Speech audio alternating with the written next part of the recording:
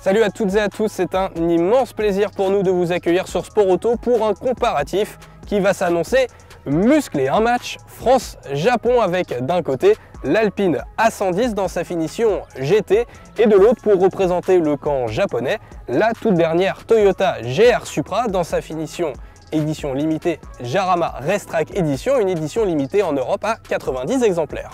Oui, alors ce qui est intéressant surtout avec l'Alpine, c'est qu'ici, donc tu l'as dit, on a la version GT. Et donc pour résumer, c'est le moteur de la S, donc avec 300 chevaux, et le châssis classique, donc pas le châssis sport un peu trop surbaissé, un peu plus radical. Et donc finalement, ça s'aligne plutôt pas mal face à une Toyota Supra qui fait à peu près la même puissance, qui a une définition aussi un peu GT routière avant tout. Et donc un match qui s'annonce quand même un petit peu serré. Et avant de faire plus ample connaissance avec nos deux sportifs du jour, n'oubliez pas, si ce n'est pas déjà fait, de vous abonner à la chaîne de Sport Auto, à nous laisser un commentaire et un pouce bleu en bas de la vidéo. Et n'oubliez pas que vous pouvez retrouver l'intégralité de nos contenus sur sportauto.fr.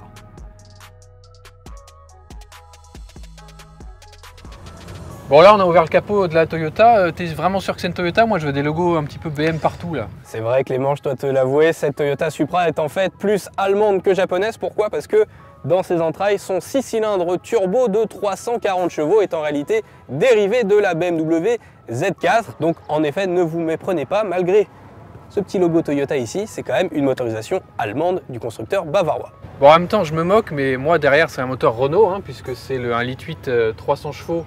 Donc ici 300 chevaux sur la version GT, qui est dérivé notamment du moteur de la Mégane RS, donc un 4 cylindres turbo, très démonstratif, on va le voir sur cet essai.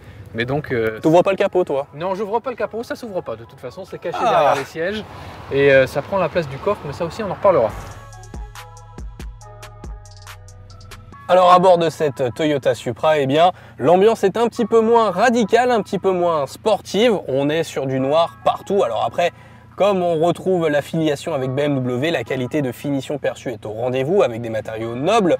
Mais bon, petit bémol avec ce volant que je trouve pas très sportif. À mon goût, il mériterait un méplat et un peu plus de sportivité. Et puis les amateurs de BMW retrouveront toute l'ergonomie avec les commandes de clim, le sélecteur de vitesse, toutes les commandes ici sur la console centrale. En revanche, elle est agréable à vivre puisqu'on a un chargeur à induction de série, on a des rangements avec des porte-gobelets. Donc pour une sportive, elle sait se montrer quand même agréable au quotidien. Et puis aussi l'intérêt, une fois à l'intérieur de cette Supra de notre version Jarama Racetrack Edition, eh bien c'est cette sellerie spécifique cuir Alcantara avec ces surpiqûres bleues qui rappellent notre couleur extérieure. Et toi Clément, c'est comment à l'intérieur de ton Alpine A110 finition GT?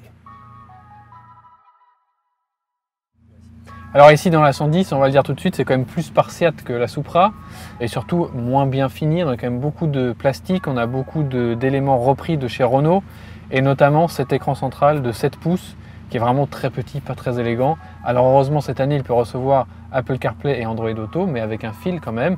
Et puis en dessous c'est pareil, les commandes de clim, tout ça sort directement de la Clio 4, même pas de la Clio 5 et du coup c'est quand même assez daté. Après on est quand même bien installé, on a ici les sièges confort et cette sellerie cuir marron qui est très élégante. La position de conduite est assez parfaite, juste un petit manque de visibilité à l'arrière puisque de toute façon il y a le moteur et puis derrière le moteur il y a les tout petits coffres qui font une centaine de litres chacun mais dont la forme n'est vraiment pas pratique. Mais évidemment on a beau râler sur l'intérieur, l'intérêt c'est quand même d'être au volant, alors on part tout de suite sur la route. Et nous voici à bord de cette Toyota Supra. Alors je vous le disais déjà, de l'extérieur quand on a ouvert le capot, eh bien l'affiliation avec BMW est évidente et au niveau du moteur, eh bien on retrouve ce même 6 cylindres en ligne turbo de 340 chevaux. Alors c'est un moteur qui est plein partout, il est disponible à tous les étages. Après c'est sûr que pour profiter de la sonorité très agréable de ce 6 cylindres, il ne faudra pas hésiter à monter dans les tours, passer la barre symbolique des 3500 tours minute pour entendre une sonorité agréable. Mais autrement, eh bien, le moteur, comme je vous le disais à l'instant, est plein partout. On a une belle plage d'utilisation, donc pour la route, c'est parfait. Et même sur piste, eh bien, on profite d'un moteur vraiment disponible. On grimpe vraiment à des vitesses stratosphériques très vite. En revanche, petit bémol à la boîte qui a un peu du mal à suivre la cadence, notamment pour un usage intensif sur circuit où la latence quelquefois de la boîte se fait sentir, et puis sur les rétrogradages en cascade, là aussi elle a un petit peu du mal à suivre la cadence, mais encore une fois, si on se sert de cette Toyota Supra au quotidien pour un usage routier, eh bien ça fait le job. Il n'y a pas de choses rédhibitoires avec cette boîte automatique à 8 rapports. Pour ce qui est du comportement routier, eh bien c'est vrai que de l'extérieur, le coup de crayon de cette Supra pourrait laisser penser à une mauvaise répartition des masses. Eh bien il n'en est rien finalement. Avec un moteur à l'avant, l'équilibre est quand même optimisé, même pour un usage intensif sur piste. La voiture n'offre pas beaucoup de roulis, elle se place correctement en courbe, elle s'inscrit parfaitement là-dessus. Pas de réel problème. En plus, on profite de série d'une suspension adaptative pilotée qui règle en temps réel l'auto. Donc là, pour les réglages d'assiette, c'est parfait. Encore une fois, même pour un usage sur circuit, ça fait le job. Donc là-dessus, un grand bravo. En revanche, là où cette Toyota Supra pêche fermement, eh bien c'est au niveau du freinage malheureusement. Pourquoi ? Eh bien parce qu'on a une course à la pédale qui est assez longue, on a un feeling qui n'est pas optimal, il faut s'y faire. C'est assez paradoxal pour une voiture sportive où on s'attend à beaucoup de mordants, presque à jeter l'encre sur chaque phase de freinage. Sur la Supra, c'est pas tout à fait le cas. On est pourtant sur des disques ventilés assez conséquents avec des étriers 4 pistons à l'avant. Malgré tout, eh bien ouais, on a un peu l'impression de freiner dans un oreiller, si vous voyez ce que je veux dire. Donc sur circuit, attention, le freinage risque de manquer d'endurance, surtout sur des tracés où on va forcément taper fort dans les freins. Donc petit bémol pour cette Supra sur le plan du freinage. Bon, donc vous l'aurez compris, cette Toyota Supra offre quand même de bonnes performances. On a forcément le sourire et puis ça reste un pan de l'industrie automobile. Et toi, c'est comment l'Alpine A110 chez toi, Clément ?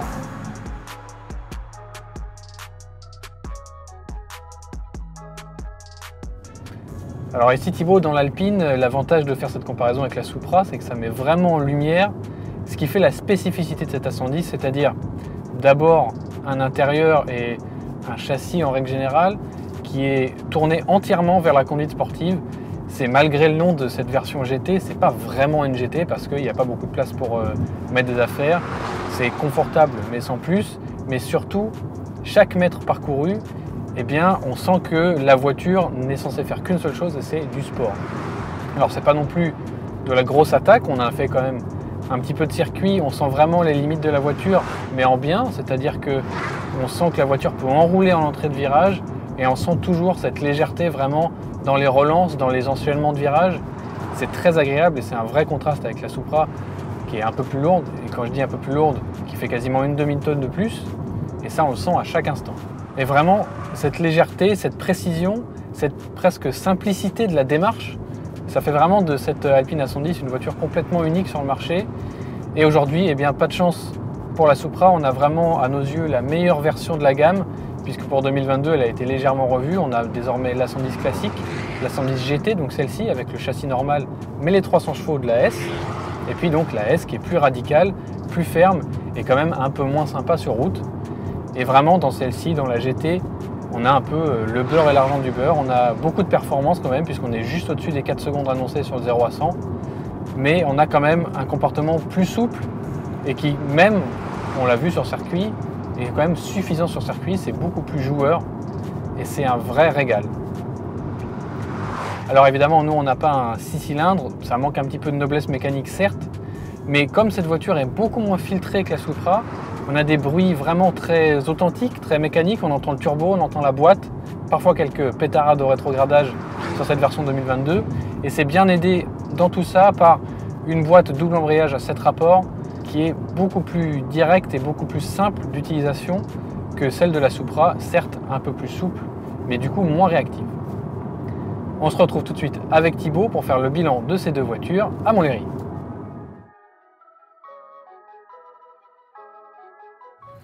Bon, après cet essai sur circuit et sur route, je pense que Thibaut, on est à peu près d'accord sur le vainqueur de ce comparatif. Oui, tout à fait. Victoire à l'Alpine A110 qui eh bien, est plus polyvalente, offre un meilleur rendement, de bonnes sensations, même si la Toyota Supra, on a quand même le smile à l'intérieur de l'habitacle quand on conduit cette japonaise qui a quand même beaucoup de gêne allemande.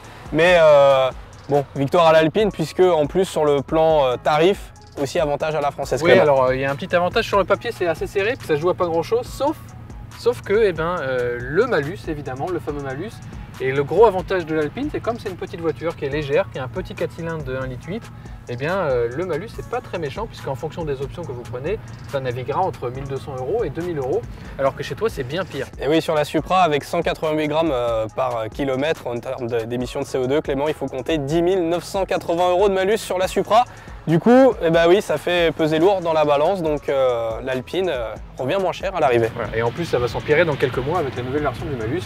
Donc l'Alpine est plus sympa à conduire, et plus démonstrative, et moins chère à l'achat, donc une victoire assez nette. Maintenant, il ne reste plus qu'à se battre entre nous pour savoir qui rentre avec laquelle voiture. D'ailleurs, tu rentres avec quoi? Avec l'Alpine. Allez, d'accord. Bon, à bientôt sur Sport Auto.